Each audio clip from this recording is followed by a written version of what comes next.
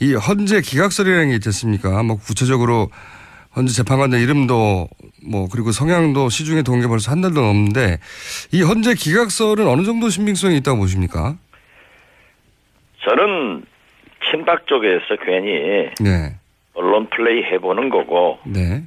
또 반응도 보고 네. 그렇게 함으로써 태극기 집회 예, 결집도 시키고. 결집도 시키고 그런 거지. 예. 그래도 법관들입니다. 네. 최후의 보루인 사법부가 헌법재판소가 정당한 판결을 할 건데 있을 수 없는 일이다 그렇게 봅니다. 알겠습니다. 자, 또 한 가지 최근에 막 돌고 있는 설 중에 하나가 사퇴설이에요. 이건 또 얼마나 가능성 있는 이야기라고 판단하시는지 오랜 친구분이 현재 대통령 비서실장으로 계시지 않습니까? 혹시 좀 들으신 이야기는 없으세요? 뭐 개별적으로 만난 일은 없고요. 예. 또 듣지도 않고 제가 볼 때는 사퇴설은 예.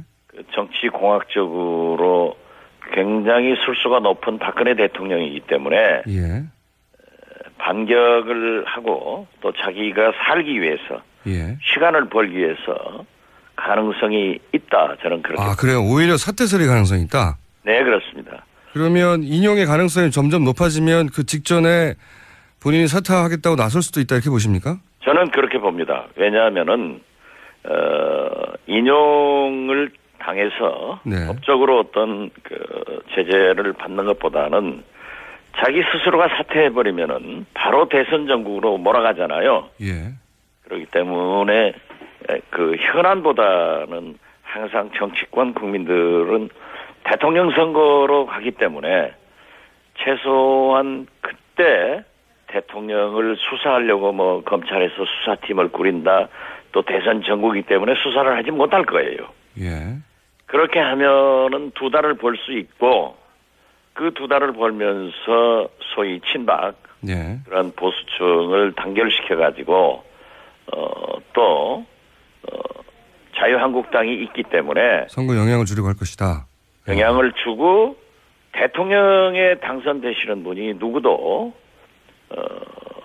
여소야대 대통령이 되잖아요. 네. 거기에 대한 국회의 문제가 있습니다.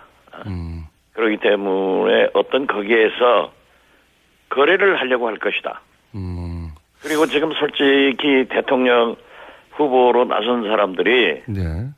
대개의 사람들이 박근혜 대통령을 어떻게 할 것이냐 네. 이 말에 대해서 명확한 답변을 못하고 있어요. 그러한 정략적인 것을 노리기 위해서 사퇴의 가능성은 저는 높다 그렇게 봅니다. 만약에 그렇게 직전에 사퇴를 하게 된다면 그럼 이거 어떻게 대처해야 됩니까? 대처할 길이 없는 거죠.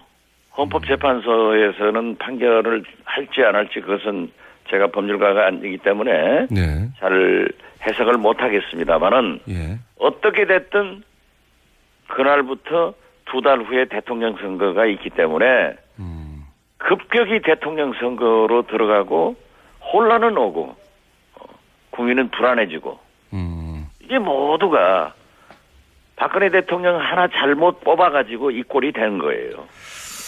그리고 박근혜 대통령은 끝까지 반성하지 않고 정략적으로 변명하고 거짓말하고 알겠습니다. 이렇게 함으로써 우리나라가 총체적으로 위기에 들어갔지 않습니까? 어제만 보세요. 70년 전 3.1절 이런 때 찬탁과 반탁 보역이 그렇게 싸웠잖아요. 예, 예. 오늘 또 그 역사가 70년 전으로 후퇴하고 박정희 시대로 돌아가서 이렇게 극명하게 경찰의 산성을 두고 이게 뭡니까? 또 그 박근혜 측 김평우 변호사라는 분은 예.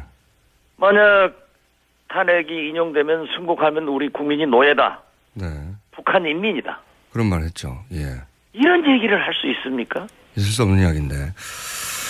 자, 대표님. 그러면 그 부분은 저희가 헌법학자 연결해서 앞으로 대통령 사퇴의 경우는 어떤 경우 수가 있는지 한번 따져보기로 하고요.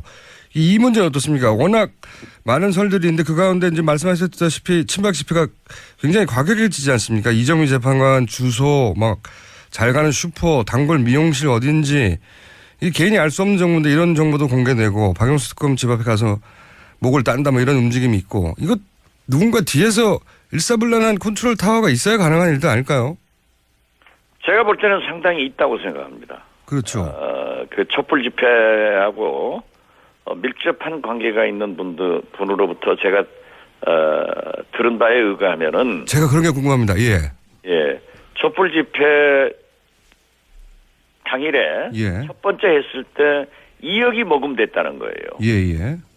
그다음에 두 번째 집회를 할 때는 4억이 모금됐다는 거예요. 예. 그러니까 어느 층에선가 예. 그 촛불 죄송합니다. 태극기 집회요. 예, 태극기 집회요. 저도 태극기 집회. 의아했습니다. 태극기 집회요. 예, 태극기 집회로 정정합니다. 2억, 4억 이렇게 했는데 예.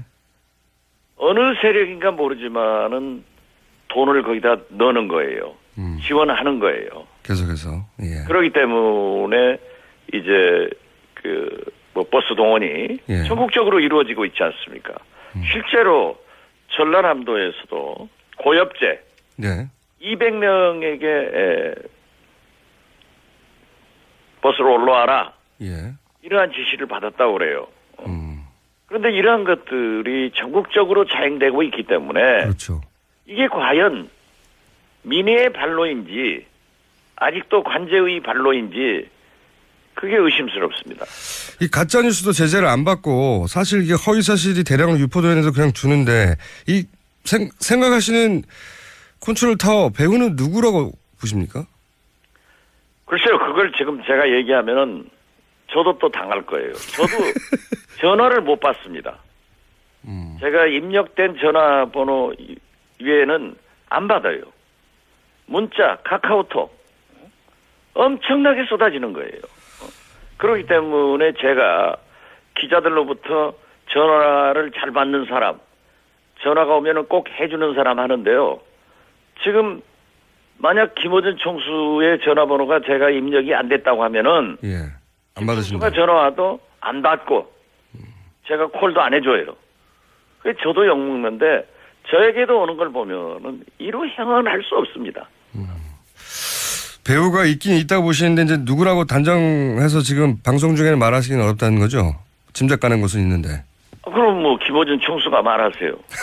가지고 또 저는 지금도 만만히 재판받고 있어요. 네, 알겠습니다. 또 좀 봐주세요. 저 끌고 가지 말고.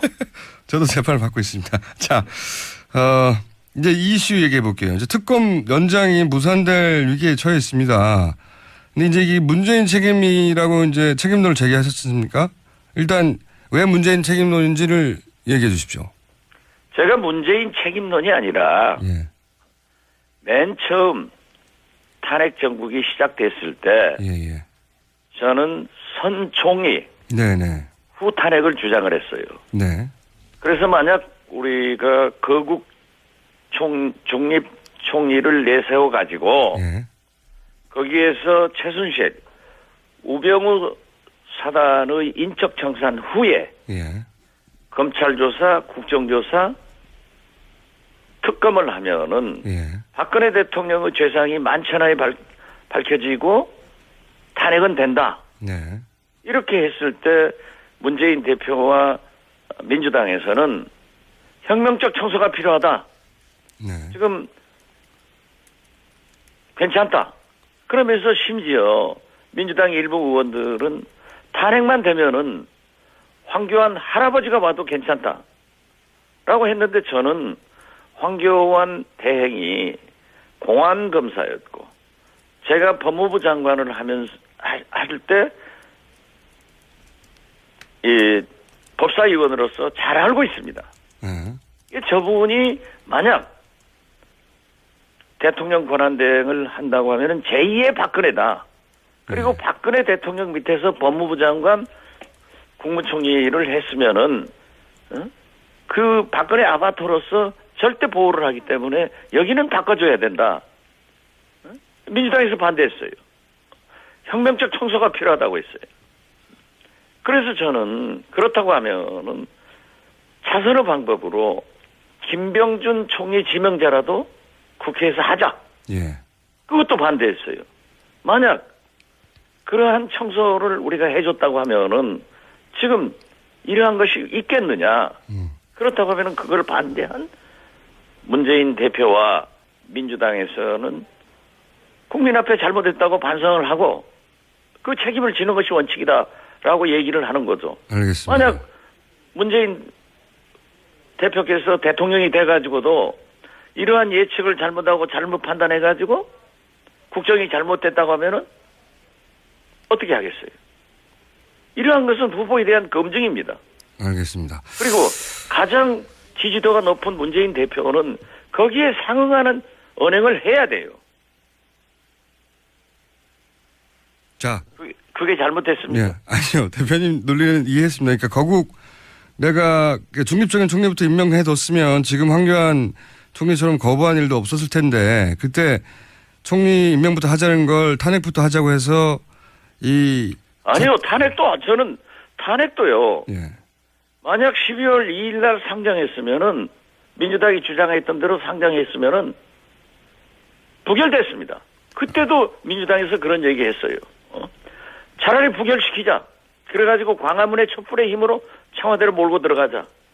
이게 21세기에 가당한 일입니까? 그리고 우리가 야당이 표를 다 모아도 안 되기 때문에 비박들하고 협력을 해서 비박들이 탄핵에 당첨하겠다고 하면 받아와야죠. 그런데 그때 박근혜 대통령 3차 담화를 보고 비박들이 7일까지 기다려보겠다 해서 제가 9일 주장한 거예요. 네네. 그랬었죠. 예. 자, 충분히 이해했습니다. 그러니까, 어쨌든 총리 임명하고 고국 내각부터 정리해서, 그때 말하자면 박지원 대표님이 제시하신 아젠다대로 했었으면 이러지 않았을 것이다. 요약하자면. 근데 이제, 그러지 않았기 때문에 이런 일이 벌어졌으니 그때 당시에 대해서 사과하거나 잘못된 판단에 대해서 얘기해야 한다. 이런 말씀이시잖아요. 그렇습니다. 예, 예. 물론 뭐 그렇게 생각하지 않은 사람도 있을 수 있습니다. 그때. 그렇죠. 네. 지금 탄핵을 반대하는 태극기 집회하는 사람들도 있지 않습니까? 제 말은 건강한 뭐냐면 나라에서 찬반이 있는 것은 당연하고 예. 제가 또 비판할 것은 저도 당연히 비판을 하면 박지원이 잘못 생각이다라고 저를 비판하는 것도 당연한데 예, 예. 그렇게 문자로 전화로 폭탄 내려서 린치시키지 말라 이겁니다. 당이 있기 때문에 선거 영향을 주려고 할 것이다. 영향을 주고 대통령에 당선되시는 분이 누구도 여소야대 대통령이 되잖아요. 네. 거기에 대한 국회의 문제가 있습니다. 그렇기 때문에 어떤 거기에서 거래를 하려고 할 것이다. 그리고 지금 솔직히 대통령 후보로 나선 사람들이 네. 대개의 사람들이 박근혜 대통령을 어떻게 할 것이냐 네. 이 말에 대해서 명확한 답변을 못하고 있어요. 그러한 정략적인 것을 노리기 위해서 사퇴의 가능성은 저는 높다 그렇게 봅니다. 만약에 그렇게 직전에 사퇴를 하게 된다면 그럼 이거 어떻게 대처해야 됩니까? 대처할 길이 없는 거죠. 헌법재판소에서는 판결을 할지 안 할지 그것은 제가 법률가가 아니기 때문에 네. 잘 해석을 못하겠습니다만은 예. 어떻게 됐든 그날부터 2달 후에 대통령 선거가 있기 때문에 급격히 대통령 선거로 들어가고 혼란은 오고 국민은 불안해지고 이게 모두가 박근혜 대통령 하나 잘못 뽑아가지고 이 꼴이 된 거예요. 그리고 박근혜 대통령은 끝까지 반성하지 않고 정략적으로 변명하고 거짓말하고 알겠습니다. 이렇게 함으로써 우리나라가 총체적으로 위기에 들어갔지 않습니까? 어제만 보세요. 70년 전 3.1절 이런 때 찬탁과 반탁 보역이 그렇게 싸웠잖아요. 예, 예.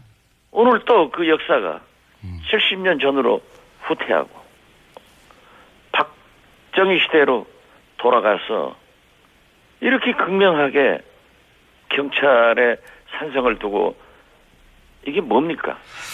또 그 박근혜 측 김평우 변호사라는 분은 예.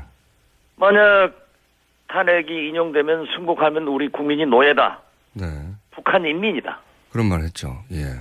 이런 얘기를 할 수 있습니까? 있을 수 없는 이야기인데. 자, 대표님, 그러면 그 부분은 저희가 헌법학자 연결해서 앞으로 대통령 사퇴의 경우는 어떤 경우 수가 있는지 한번 따져보기로 하고요. 이 문제는 어떻습니까? 워낙 많은 설들이 있는데 그 가운데 이제 말씀하셨다시피 친박 집회가 굉장히 과격해지지 않습니까? 이정미 재판관 주소, 막 잘 가는 슈퍼, 단골 미용실 어딘지 이 개인이 알 수 없는 정보인데 이런 정보도 공개되고 박영수 특검 집 앞에 가서 목을 딴다 뭐 이런 움직임이 있고 이거 누군가 뒤에서 일사불란한 컨트롤 타워가 있어야 가능한 일도 아닐까요? 제가 볼 때는 상당히 있다고 생각합니다. 그렇죠. 그 촛불 집회하고 밀접한 관계가 있는 분으로부터 제가 들은 바에 의하면은 제가 그런 게 궁금합니다. 예. 예, 촛불 집회 당일에 예. 첫 번째 했을 때 2억이 모금됐다는 거예요. 예. 그 다음에 두 번째 집회를 할 때는 4억이 모금됐다는 거예요. 예. 그러니까 어느 층에선가 예. 그 죄송합니다. 태극기 집회요. 예, 태극기 집회요. 저도 태극기 집회. 의아했습니다. 태극기 집회요. 예, 태극기 집회로 정정합니다. 2억, 4억 이렇게 했는데 예. 어느 세력인가 모르지만은 돈을 거기다 넣는 거예요. 지원하는 거예요. 이 헌재 기각설이라는 게 있지 않습니까? 뭐 구체적으로 헌재 재판관들 이름도 뭐 그리고 성향도 시중에 동계 벌써 한 달도 넘는데 이 헌재 기각설은 어느 정도 신빙성이 있다고 보십니까? 저는 친박 쪽에서 괜히 네. 언론 플레이 해보는 거고 네. 또 반응도 보고 네. 그렇게 함으로써 태극기 집회 예, 결집도 시키고. 결집도 시키고 그런 거지. 예. 그래도 법관들입니다. 네. 최후의 보루인 사법부가 헌법재판소가 정당한 판결을 할 건데 있을 수 없는 일이다 그렇게 봅니다. 알겠습니다. 자, 또 한 가지 최근에 막 돌고 있는 설 중에 하나가 사퇴설이에요. 이건 또 얼마나 가능성 있는 이야기라고 판단하시는지 오랜 친구분이 현재 대통령 비서실장으로 계시지 않습니까? 혹시 좀 들으신 이야기는 없으세요? 뭐 개별적으로 만난 일은 없고요. 예. 또 듣지도 않고 제가 볼 때는 사퇴설은 예. 정치공학적으로 굉장히 술수가 높은 박근혜 대통령이기 때문에 예. 반격을 하고 또 자기가 살기 위해서 예. 시간을 벌기 위해서 가능성이 있다. 저는 그렇게. 그래요? 오히려 사퇴설이 가능성이 있다? 네, 그렇습니다. 그러면 인용의 가능성이 점점 높아지면 그 직전에 본인이 사퇴하겠다고 나설 수도 있다 이렇게 보십니까? 저는 그렇게 봅니다. 왜냐하면은 인용을 당해서 네. 법적으로 어떤 제재를 받는 것보다는 자기 스스로가 사퇴해버리면은 바로 대선 전국으로 몰아가잖아요. 예. 그렇기 때문에 현안보다는 항상 정치권 국민들은 대통령 선거로 가기 때문에 최소한 그때 대통령을 수사하려고 뭐 검찰에서 수사팀을 꾸린다 또 대선 전국이기 때문에 수사를 하지 못할 거예요. 예.